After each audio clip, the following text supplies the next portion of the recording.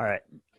Hey, everyone. This is the April 17th meeting of SIG Auth 2019.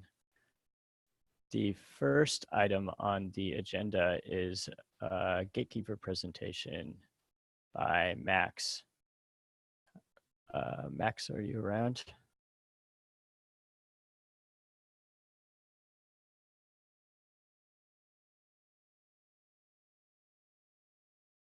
I am indeed. How are you? Absolutely. So I do screen. Let me know if that doesn't work. Can everyone see it? No. Cannot. Okay. Shoot. We can see you. There we are. That's maybe better. Perfect. Okay. Cool. All right. So, hello everyone. I would like to talk to you about the Gatekeeper project, its status, its genesis, see ourselves going, etc. So it's a joint effort between the number 4. So, or actually, let's look at what's motivating us to do what we're doing now. So OPA has been used in Kubernetes for a while. There's plenty of prior art just from the last KubeCon in Seattle. And one of the most prominent bits of feedback that we got is that they really wanted customizable authorization admission webhooks that were just, you could configure them via configuration, not by writing code and deploying and that heavyweight process. And they also needed awareness of Kubernetes state, right? So not just the single context of the object under test that the standard admission controller gives. I would add to that there are CRDs, right? People wanted to configure OPA via at least a custom resource versus the config maps, which is an older standard.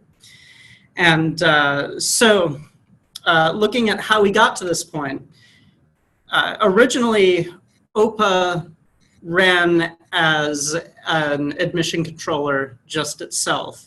And it was configured via this sidecar called Kube Management, which looked for config maps with Rego policies, where Rego is the language that is used to configure OPA. And people would use it for validating and mutating admission control. They would, and so dozens of companies would use it. And it was donated by Stira to the CNCF, I believe. Please correct me if I'm wrong. More recently, Microsoft put out an effort called Kubernetes Policy Controller, or what we're calling Gatekeeper 2.0.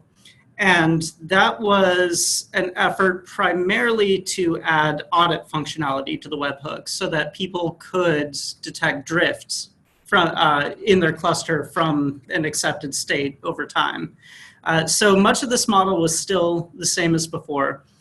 You had Kube Management managing the sync into OPA, and everything was configured via policies and config map. What was different is you had this new layer acting as the admission controller. So it would both perform the audit for you and would also act as an intermediary to form a request and allowed a bit of extra fanciness around how policies were evaluated. And shortly thereafter, more people decided to get in on the game, and we came up with Gatekeeper version 3.0. I'd say probably the most prominent change here is that we called it Gatekeeper, which was donated by Replicated. So thank you, Replicated. And in addition to just the name, the architecture of the whole system is revamped. So instead of using Kube Management and OPA or some intermediary webhook, we moved over to using Kube Builder. And we also moved from using config maps to configure OPA into using proper CRDs.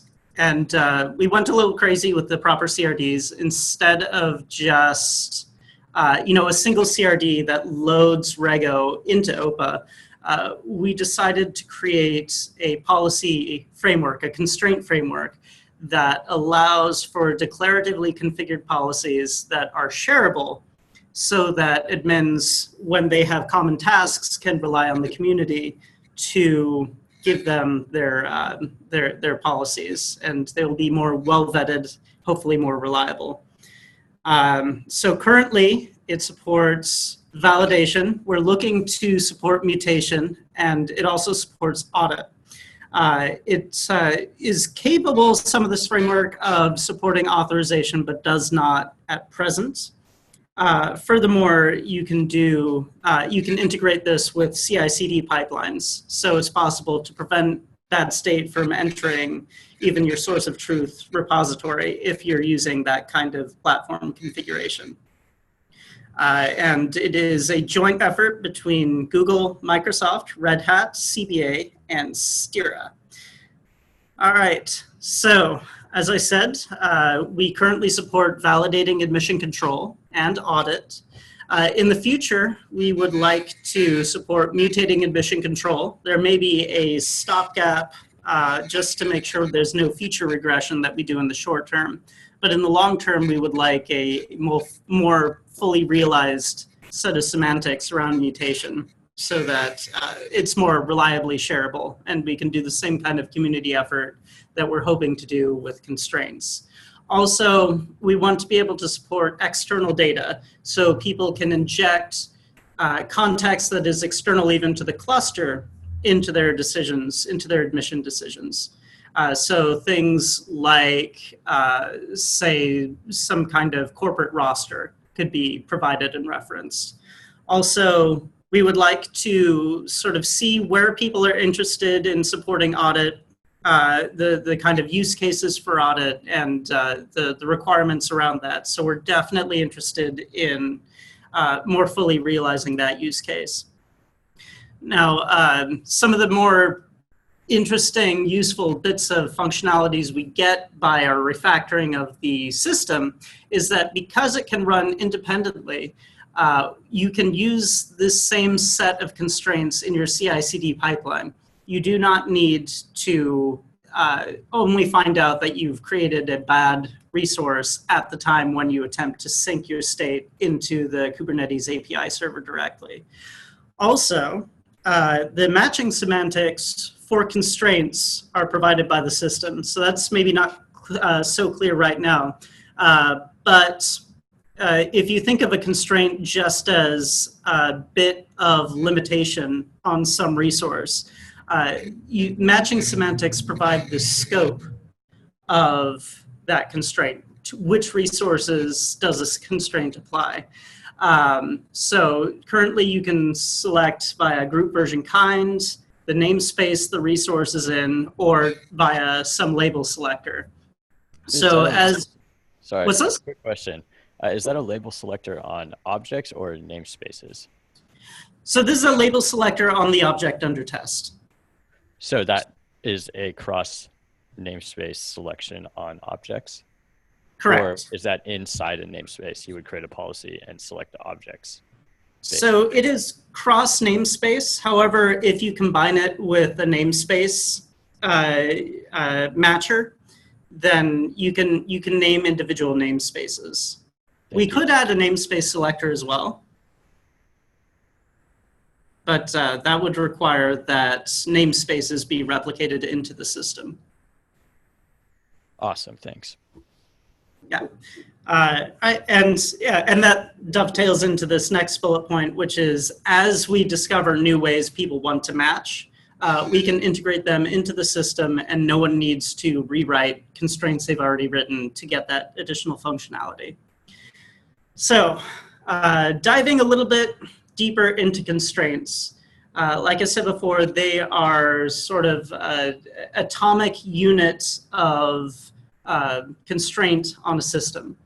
And so how they're composed is that we take every constraint specified by the admin and we AND them together such that if one constraint isn't satisfied, the whole request is rejected. And part of the reason we do this is that it makes the whole ecosystem of policy easier to reason about. If I add a new constraint, it's either going to make the system more constrained, i.e. there's fewer valid states that can be provided to the system, or there's going to be no change because other constraints have duplicate functionality. If I remove a constraint, the inverse is true. It's either less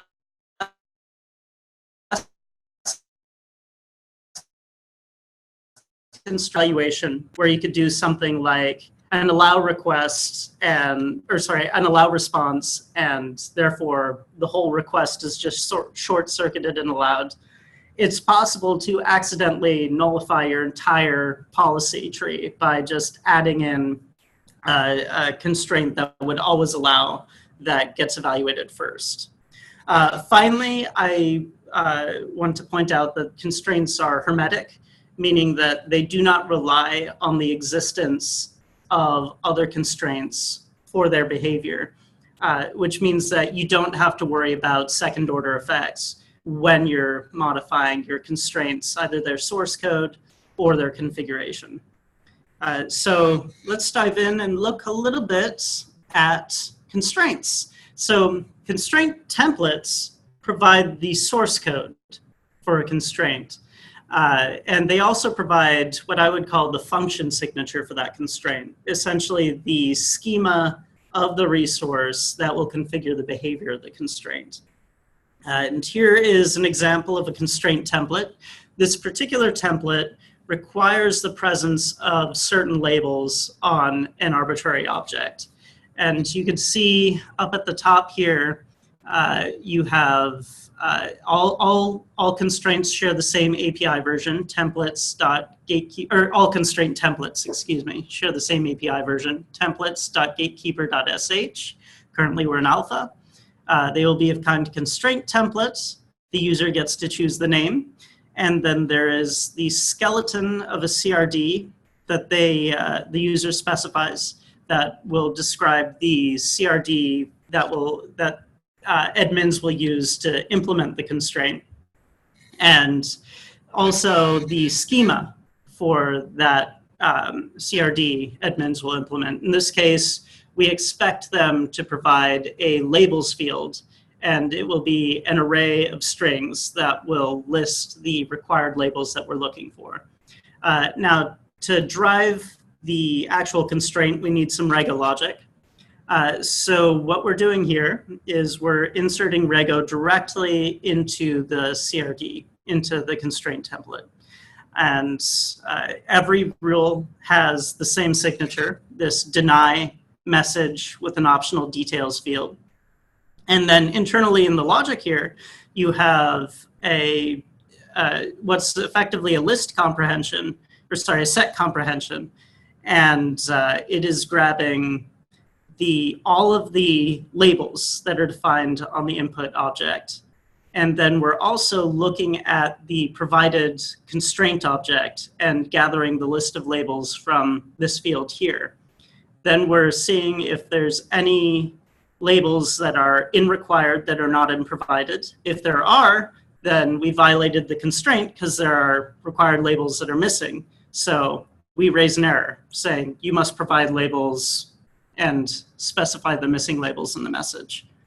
Now, from an admin's point of view, once this is developed, all they need to do to consume this constraint template is to declare a constraint resource. And this is the entire schema implementing this required labels constraint resource. All constraints share the same group. They're constraints.gatekeeper.sh. The kind is as specified in the constraint template. The name is left to the admin.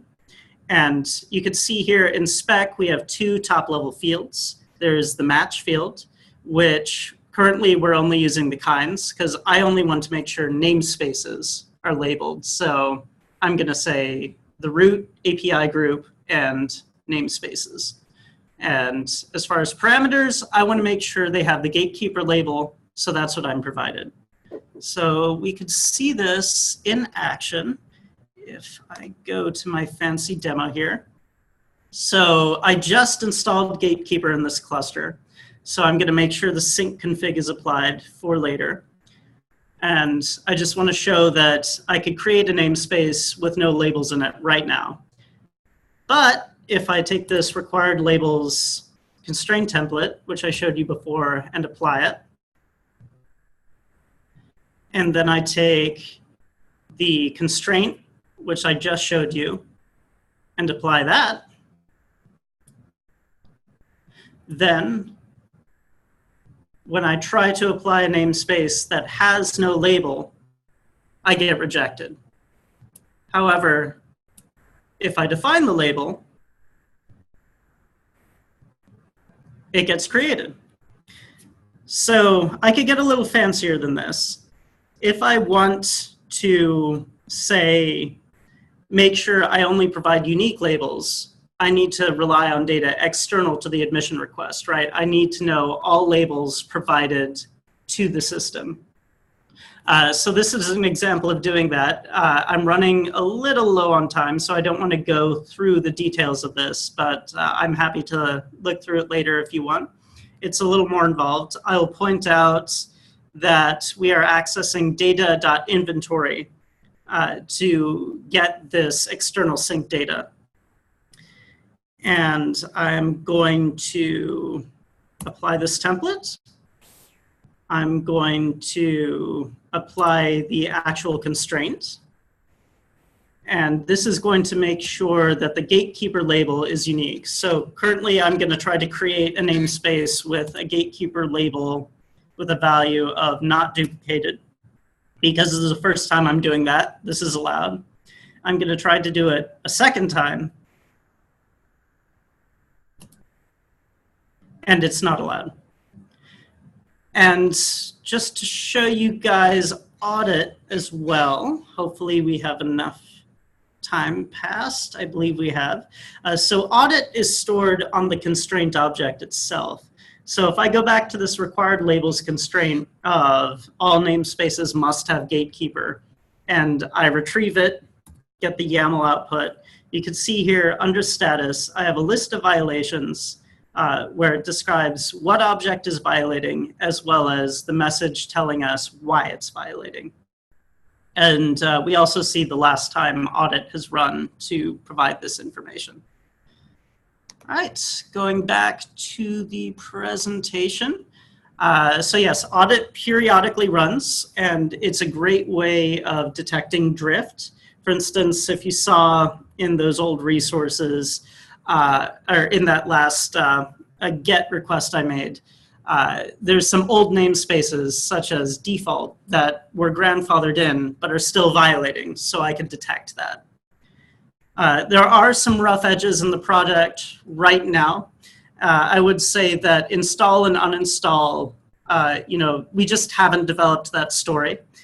And also, there's a self-management issue that can make it hard to add finalizers on an object that is out of compliance. I would also say there's a rough edge that is maybe working as intended, which is that service accounts are also constrained, which can have some nasty side effects, such as constraining a pod can lead to, say, a stateful set not being able to maintain the number of running pods. And please join us. We are all over Slack, and we have a GitHub repo for people to contribute if they're so inclined. And definitely check out Open Policy Agent as well, which is the root that is driving this whole project. And our meetings are at 2 p.m. Pacific every week. Awesome, thank you. Does anybody have questions? I had some questions. This is CJ. That was really awesome. I'm excited to poke around at this a little bit more. I had some questions about plans for authorization. You mentioned that, and all the diagrams have arrows pointing authorization webhooks at whatever component as well. Do you have ideas of like more concretely how that would work? Because authorization has slightly different semantics than admission, where we currently OR a bunch of authorizers in order, but you can do short circuit deny. So I was wondering what users of this actually wanted from authorization. Right. I'm not fully briefed on the authorization requirements. I would say that they would have a fundamentally different set of semantics just by virtue of it's a different type of validation. So we would actually have, you can see in this constraint here, constraint template here, we have a target value that says admission.cates.gatekeeper.sh. So instead we would write authorization, and we would have slightly different like matching semantics. Tim, do you have any idea as far as what people need for authorization? Yeah, I don't think I have deep insight. What we know is that people have picked this up, have picked OPA up, KPC up for authorization. And so we know that, you know, people have hooked OPA up to implement authorization policies. Now, how they set that up and how that interacts with the other authorization options, I don't think we have visibility there. So if you guys have thoughts, or if you have direction, we'd be happy to take that. Yeah, I will say, as far as prioritized evaluation, one thing you can do is you can have prioritized evaluation within a single constraint. So OPA has semantics for a deny, else that you can apply. Also, as far as the response from the system, that's interesting. I'm loath to provide the allow off the bat, just because of that weakness of it's harder to reason about when you get ordered evaluation with the possibility of short circuiting. But it's worth thinking about if there's use cases that can't be accommodated. You can use short circuit deny in authorization. It was added later to the project. So one option would be to just force all gatekeeper authorization constraints to be short circuit deny. I think there's a little more risk of completely hosing the cluster if you set that up wrong. Something to think about. On GKE, I'm also wondering about the chaining of webhook authorizers and figuring out how we would reason about that. And I don't know if anybody else has like other webhook authorizers. We currently only support one. Yeah, wondering if Gatekeeper would chain or what. Yeah, I can give some update on, this is Nikhil here. I can give update on the use cases of how authorization was planned for Kubernetes Policy Controller. Kubernetes Policy Control was the original project that ended up into renaming into Gatekeeper. Basically, there are scenarios such as allowing like access to a specific namespace except some specific namespace. There are more fine granular like authorization policies that you can implement using Gatekeeper. Yeah, or like enforcing like pod security policy where like it doesn't allow running container as root or things like that. Yeah, I guess the one thing that we're missing today with the combination of admission and RBAC as authorization is you can't provide granular policy around like reading objects that have specific characteristics. Absolutely, yeah. So that's, I know, like, are there cases where that comes up heavily? yeah, that was the whole motivation behind adding authorization with more fine granular support from OPA policies.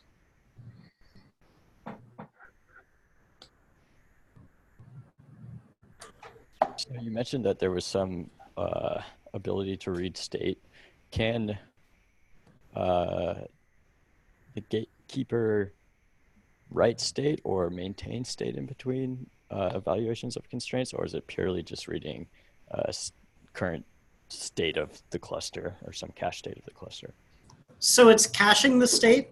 If I look at sync.yaml, and the semantics of this might change, we're looking into only syncing objects that are needed by given constraints and introspecting constraint templates for that. But you can see here we're describing a list of groups, versions, kinds that we would like to sync into OPA. And for the Kate's unique labels templates, it's essentially data inventory, cluster for cluster objects, then API version, kind, name it gets synced into. So I'm trying to wrap my head around what you mean by hermetic. So hermetic is one filter evaluation cannot do something that modifies another constraint evaluation. Right. So as far as at Rego evaluation time, this constraint right here, right, this source code, is not dependent on any other constraint. It cannot access any other constraints, and it cannot be referenced by any other constraint. So adding or removing it or modifying it is not going to have, it's not going to alter any other behavior. And it cannot be affected by a previous evaluation of the constraint, or? Right, like okay. all evaluations happen in isolation. All right, okay, thank you. Yeah. All that gets thrown out of the window if you support mutating, right? Yeah, that's what I was thinking. So in what way does it get thrown out of the window? Mutating? I can. Whoa. Who is echoing? So I was trying to think about testing and verifying these things that were correct, and I was trying to think about like authorizing a filter, and what I could come up with is somebody figures out how to modify one of these filters and can communicate through the object cache by writing some object and then reading it back and using that in the next evaluation, right? Yes. So if, like, for example, an annotation, it could communicate to a later version of itself if it had the ability to mutate. Yes, yeah. So mutation does run the risk of making the not the OPA evaluation, but the whole thing, like at the very least, infinitely recurse. Right. Or also saving state is what I was thinking. Yeah. Yeah. If I have the first rule and I serialize the object into an annotation, and then I make it harmless, make the object harmless, and then deserialize after all of the other validation rules have run, I just skipped over all the validation. Sorry, how did you make it harmless? So I want to create a pod that, I want to create a namespace without the label. Well, my first step is I mutate the namespace to have the label, but also serialize the whole namespace I wanted. And then I also have the last rule, which remutates the object to the thing I wanted, now that we're past the label validation rule. Validation is after mutation. Sorry. Validation is after mutation. Is there a, or is that me? Let me try. Did everyone hear that validation happens after mutation? So you couldn't mutate into an invalid state. Okay, that one specifically makes sense then, as long as we are actually, Gatekeeper is registering separately as a mutating and a validating. That's the intent. It currently doesn't do mutation at all, but when it does. So I think that you are the only one. All right. Is there anything else unmuted?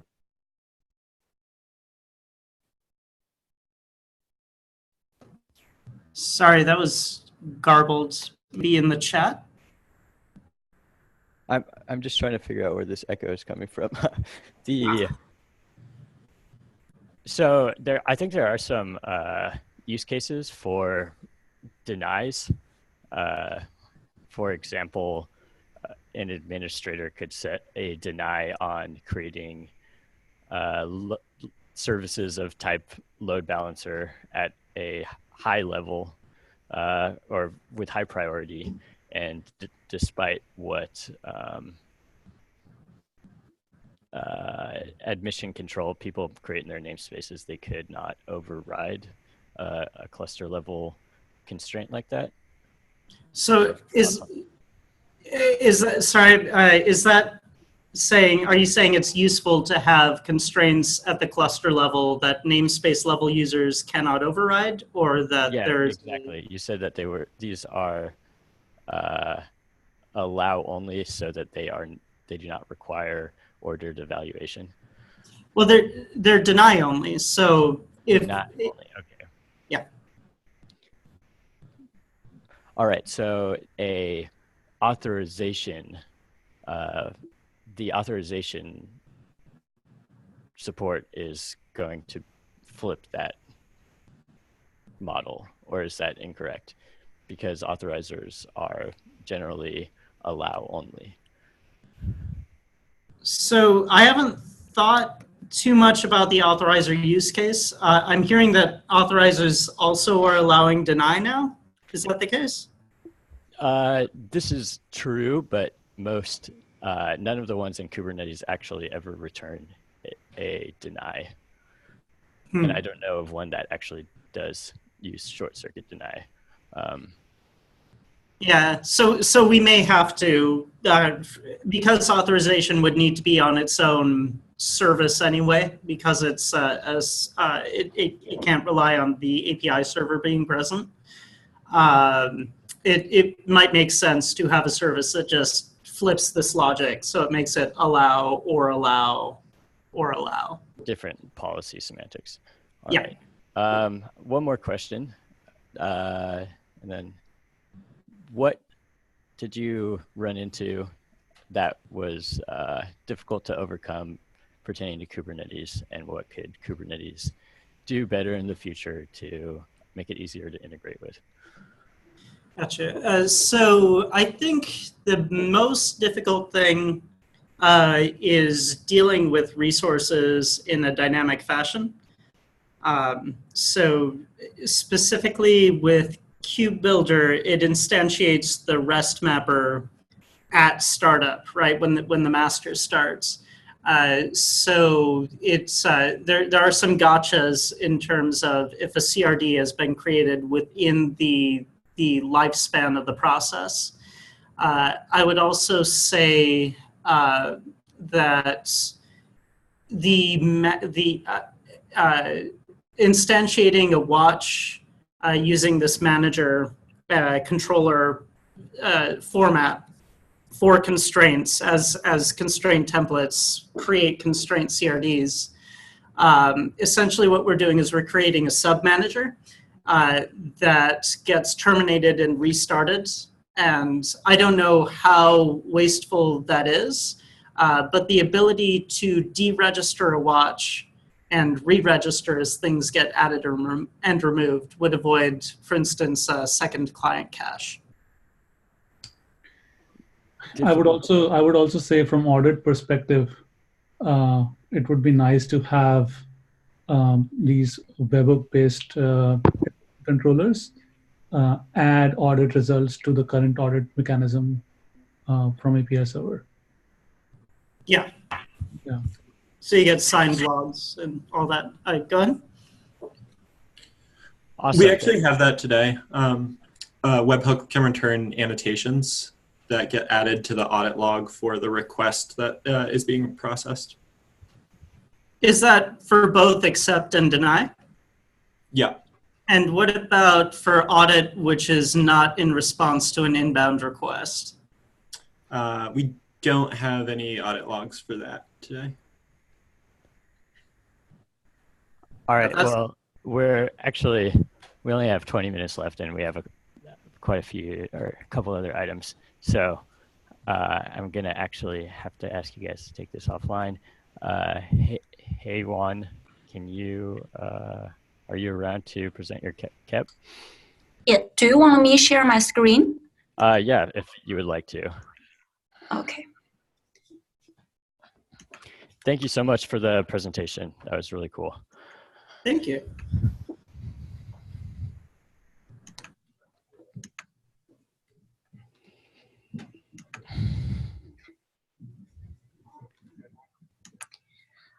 Hello, everyone. This is Haiyan Meng from Google.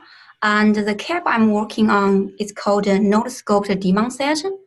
By the way, I don't know how much time I have. If I go into too much detail, please stop me or remind me. Thank you. So the main motivation for this is currently a demand set pod, it can manage the resource in a whole cluster. So when one demand set pod is compromised, the whole cluster will be exposed to attack. What we want to achieve is through this KEP, we can provide a mechanism, allow the user to specify, I want the demand set pod only manage the resource that reside on the same node as the demand set.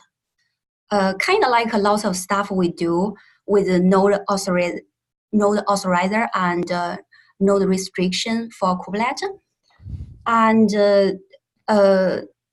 with that, I think the main proposal is, oh, by the way, another thing I want to mention is before 1.10, we have trouble to really to achieve Noscoped demand sets is API server back then didn't have a way to identify requests from different parts of a demand set because all the demand set parts are using a single service account token, which make it very difficult. But currently, the bound service token, which make it possible, you can do port bound or secret bound service account token. So a demand set, every demand set port can have their own service account token bound to the port itself. And this port bound information also will be added into the user information during authentication. So what we propose is we will allow a demand set owner to specify the node scope information, which in general is just a Boolean to specify whether this demand set should be node scoped or not. And this information can be set either at the service account level or the demand set level. I list out the pro and cons. Currently, I think specifying as the service account level will be easier and easy to implement. And with this information specified by the user, the API server can add the node scope information into the service account info during authentication, and then at the authorization procedure, the node authorizer can utilize the information to decide, whether a node demand set port are allowed to operate some operation or not. And similarly, the node restriction can also utilize the node scope information to do the automation work there. And one thing I'm not 100% sure, I need some help, is currently like node authorizer and node restrictions, they are heavily focusing on Kubernetes.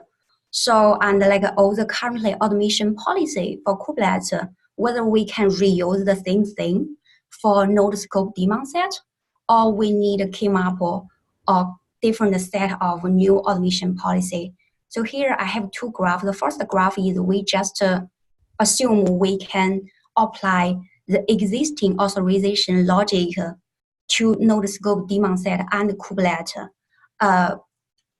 And then we will let, Kubernetes also have its static defined node rule. It runs after the authorization logic. And with this one, we may need to change a little bit. Either we need to add the decision deny into the node authorizer, because as pointed out in the previous presentation, currently we don't really directly deny any request in node authorizer. But with supporting for Noscoped daemon sets, we'll need that feature because we cannot really call all the RBAC policy for all the daemon sets inside the node authorizer. The logic will be very gigantic and chubby and not the best thing to do. And the second option we have is we just let the authorization logic for Kubernetes maintain at ease, and we added a second series of logic just for Noscoped daemon set.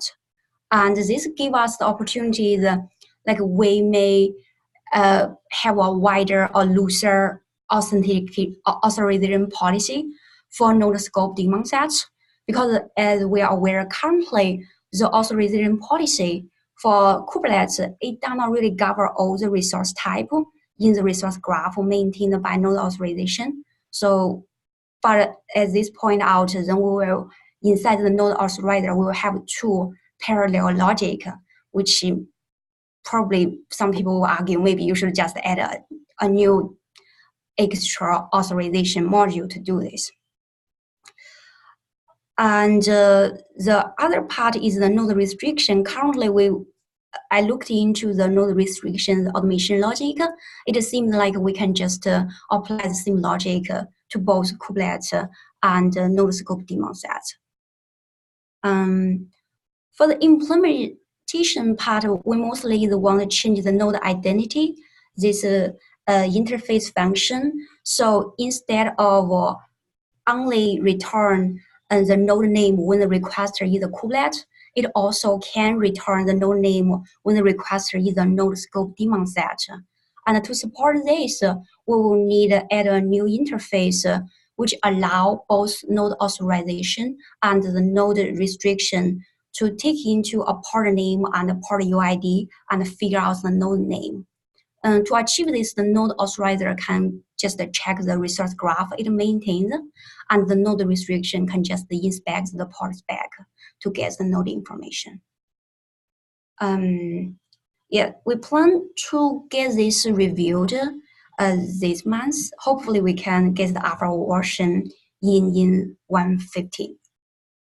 Yeah, that will be it. Any questions? So you said that you were thinking about adding something on a daemon set or a service account that specifies whether it's node-scoped. Did you consider using something on a role binding or role? I have not considering that yet, but I believe it's probably doable. Yeah, my concern is that You mean role or subject? my The concern. subject field of a role binding, I think is what might. One of the problems you run into if you are basing it off of a role or role binding is like how that information gets carried from the authorization step to the admission step. If you put it in the user info, don't both of those steps get it? Yeah, but authorization doesn't modify user info. Well, actually, what do you mean by that? If it was attached to the, let's say it was attached to a role binding, I would sort of expect node restriction to only apply if the request was authorized through that role binding. But like if some other authorization allowed it, then. Is my audio better now? I think I was the echo before. Yeah, you sound good. That isn't the way that our other pieces work, though, right? Like you have a case where you're trying to find which PSPs you use. The role binding that was used to authorize the request has no bearing on those that are used to authorize PSP. Otherwise, you wouldn't be able to do things like integrate a webhook authorizer. Yeah, the way the node authorizer works today, it's still only allow. So it lets nodes do specific things to specific objects. But if you needed to grant broad access to nodes to a particular secret for some reason, right? And that wasn't represented in the object graph that the node authorizer had. You could just grant access to that secret with a normal RBAC rule, and that would work. What this is talking about is using the node authorizer to do short circuit denials, it sounds like, which means that you can't combine it with other authorizers like RBAC or webhook. Yeah, so it's unclear. Like what that means is the implication of that is if you had a daemon set that needed access to some secret, you would have to add a reference to that secret somewhere like in the pod so that it would be represented in the node authorizer graph, just so the node authorizer would allow it, even if you had also granted it via RBAC. Like it starts to couple these two layers. It's not that we absolutely should not do that, but we should recognize that that's what it's doing and try to think about the problems that that introduces and how severe they are. Can So we make Jordan, sorry, go ahead. Jordan, your point is we need to think about how we populate the resource graph. It may need to add more checking on like daemon sets, secret, all this stuff, or no, I don't think we want to do this in a way specific to daemon sets. You could imagine running a job, right? Or some other workload controller that spawned pods out to nodes. I think attaching it to the service account and saying when this service account acts, its permissions should be bounded by the node that it's on. That seems coherent, like from the outside, but I'm trying to think about how we actually accomplish that between like the node authorizer and something like RBAC or webhook. I would also say that it doesn't sound flexible enough to meet most use cases, so I would take a stronger stance probably against that because of kind of the situation that you mentioned.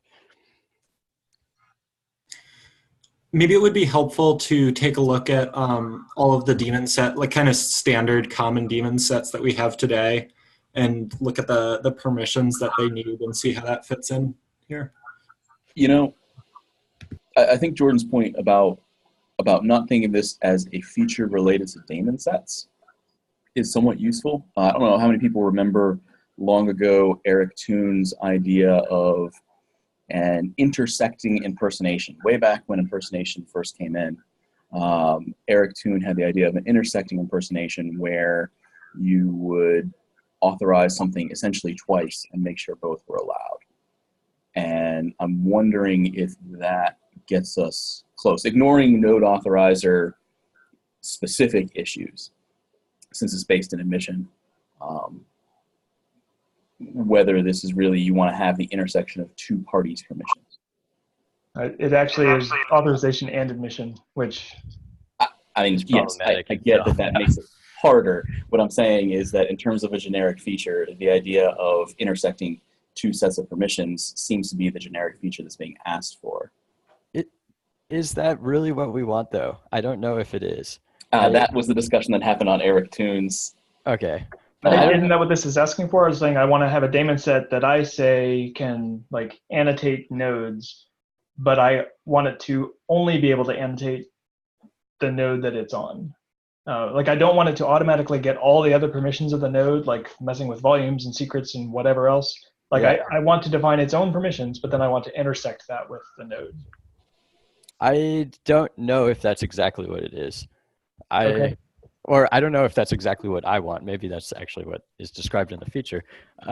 This situation, for example, it's going to be a bad example. I want a daemon set to be able to update all pod statuses in the cluster, but only update the PV of PVC that is attached to the node. So that is an example that would not be described by an intersection of kubelet permission and the RBAC permission granted to the service account. I was going to add here, it feels like the thing we're trying to block is we don't want people to accidentally, we want to encourage people to create daemon sets that have the right limited permissions.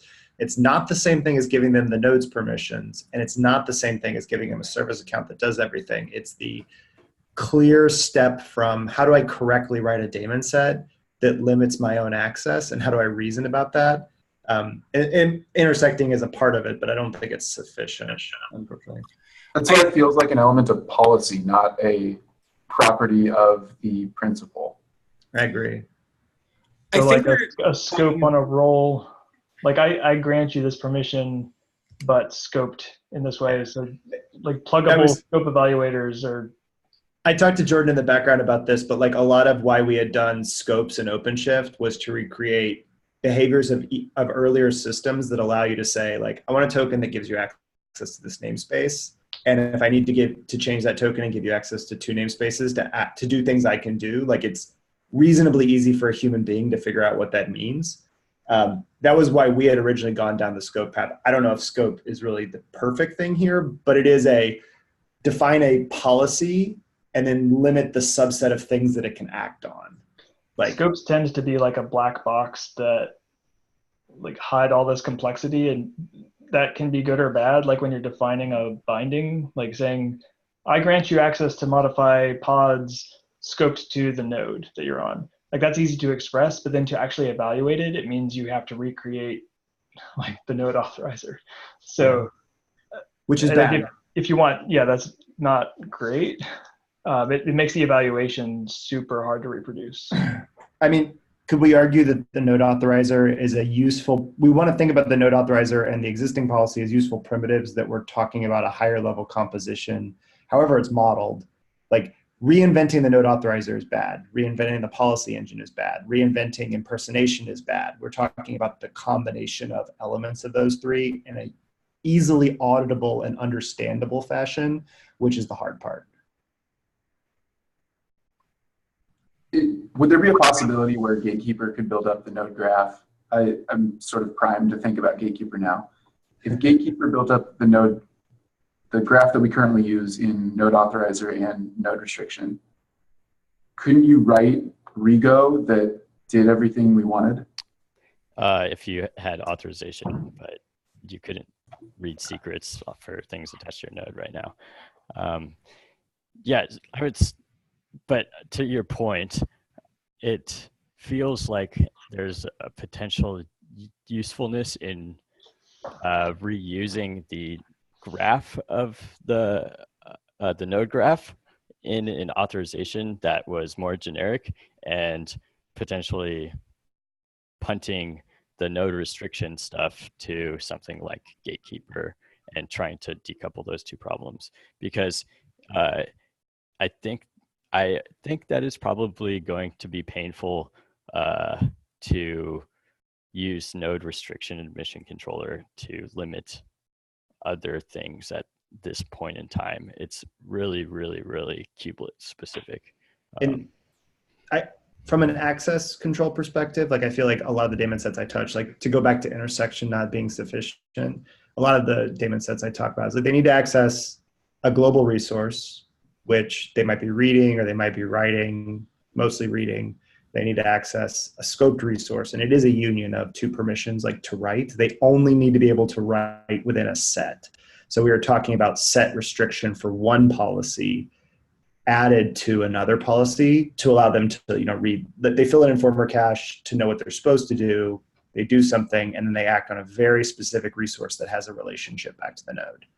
Like but that relationship back to the node isn't even always something the node cares about. Like a lot of the use cases I saw around this were like, I'm going to have a custom resource and it's going to have a 1-to-1 mapping with nodes. Like for every node, there will be a custom resource instance named the same thing.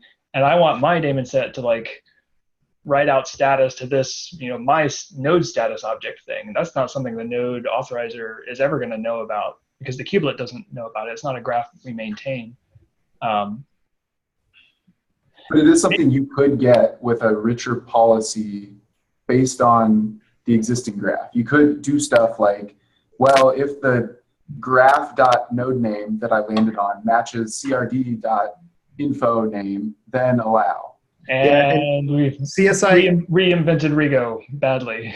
That's CSI why complicates this. Like CSI is a good example of a concrete relationship, which is this PV bound to this node, bound to this CR that is specific to my CSR implementation, like my CR implementation. The graph does have half that data.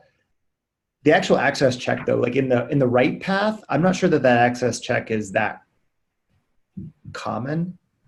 Like if you're on every node and you're writing all that often, you're already destroying the control plane. So you're implicitly writing relatively infrequently. It's not a frequency. It's like, how disruptive is it if I write trash into this? Like, if I take over one node, can I like corrupt something that messes up storage on every other node? Like, that's what we're trying to avoid. Well, that's what I'm saying is like that relationship for CSI things is pod to node or pod to PV to node. And I think it'd be helpful to gather in the CAP. Maybe Mike, if you want to describe some of the use cases you were talking about, where it's like, I want to intersect on this one thing, but this other thing, I definitely want this one intent to be able to do things that the node can't do. Yes, I will definitely review it. I want to try and ground this a little. I think that we're talking about two different threat models. The one that this was originally focused on is an attacker has achieved root execution on a node. How do we prevent them from escalating to root in the cluster from there? And so we're kind of assuming that the attacker has the union of permissions of all of the things on the node. And so we want to be able to kind of limit the scope of these sort of system daemon sets that run on every node from sort of completely nullifying the node authorizer. Yeah, that's why intersection was the thing that seemed most useful. Like, Mike, if you want a pod to be able to like write to all pods, like at that point you're just expanding permission beyond what the node can do. That was a bad example. That was a bad example. Okay. But I couldn't think of one off the top of my head, but I believe that Trust me, I have killer examples I will tell you later. Yeah. I mean, mucking with CSI plugins, right? There's plenty of things that treat authoritative data on CSI, like are going to need to say this CSI thing is attached to this node, whether it's a PV or a secret or like, and the thing is like system daemon sets is the challenge because every system daemon set has this problem, which is your security is bounded by the weakest link on every cluster. And I have seen terrible things on clusters. So if whatever we do isn't easy to just drop in and still have the daemon set work, people aren't going to turn it on and there's no security. Why are we running these things as the kubelet in the interim?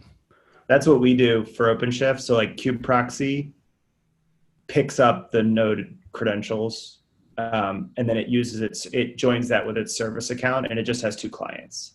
It has a client it uses to do dangerous like node things and it has the generic reads or generic writes it needs.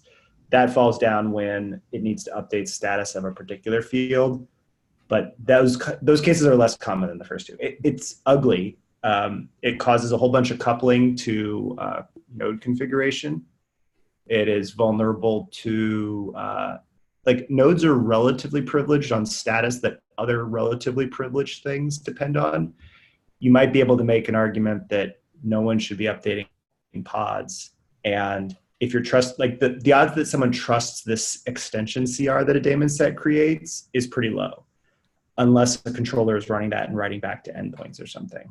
I mean, some of it depends too on how privileged the thing already is on the node. Like if you're running the process literally as root in the host process namespace, then it's cute that you like constrained its API credentials, but it can just go grab the nodes if it wants. Yeah, to Tim's point about union of all possible permissions. Yeah. All right. Well, we are over time. That was an awesome conversations. We should carry on the KEP. I punted all your things to next week, Jordan. If the other thing was just on the mailing list. So if you have opinions about pulling the RBAC helper packages out, go to the mailing list. Awesome. Thank you, everyone. I'll see you all in 2 weeks. See you. Thank you. Thanks.